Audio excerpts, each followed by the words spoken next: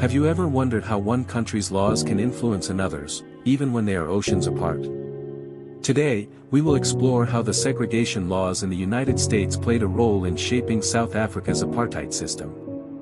This connection between two countries shows how ideas about race and control can cross borders and affect millions of lives. Let's start with a bit of background. In the United States, after the Civil War, many southern states put in place laws known as Jim Crow laws. These laws separated black people from white people in public places like schools, buses, and restaurants. The idea behind these laws was to keep black people and white people apart, treating black people as second-class citizens. These laws lasted for many decades and shaped daily life for millions. At the same time, South Africa was also dealing with issues about race and power. The country had a large white minority that wanted to keep control over the majority black population. In 1948, the National Party in South Africa introduced apartheid, a system that legally separated people based on race. Apartheid laws controlled where people could live, work, and go to school, making life very difficult for black South Africans. But here is where the connection gets interesting.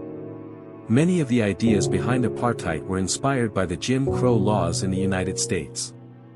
South African leaders studied how segregation worked in America and used some of those ideas to build their own system. They saw how laws could be used to keep races apart and keep white people in power. For example, the idea of separate but equal was a key part of Jim Crow laws.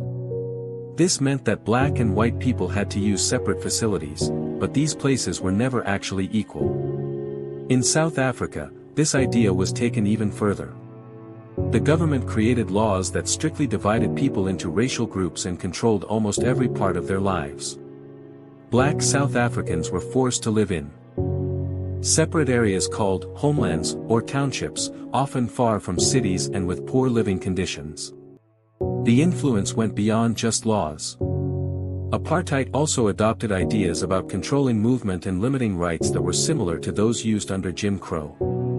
South African police and government officials used passes and identification papers to control where black people could travel and work.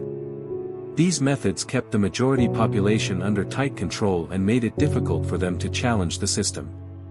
This connection shows how segregation and racism were not just local problems but part of a larger pattern of oppression. The United States' experience with racial segregation gave a kind of blueprint for South Africa's apartheid. This made the struggle against apartheid even harder because the system was built on ideas that had been tried and tested elsewhere. Understanding this link helps us see the global nature of racism and how powerful ideas can spread. It reminds us why fighting for equality and human rights requires attention to what happens in all parts of the world, not just one country. As we look back, the end of apartheid in the early 1990s brought hope and change for South Africa.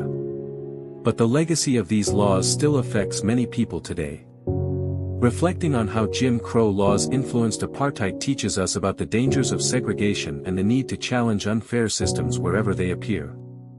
Thank you for watching. If you found this story meaningful, please like and subscribe for more history stories that connect the past to our world today.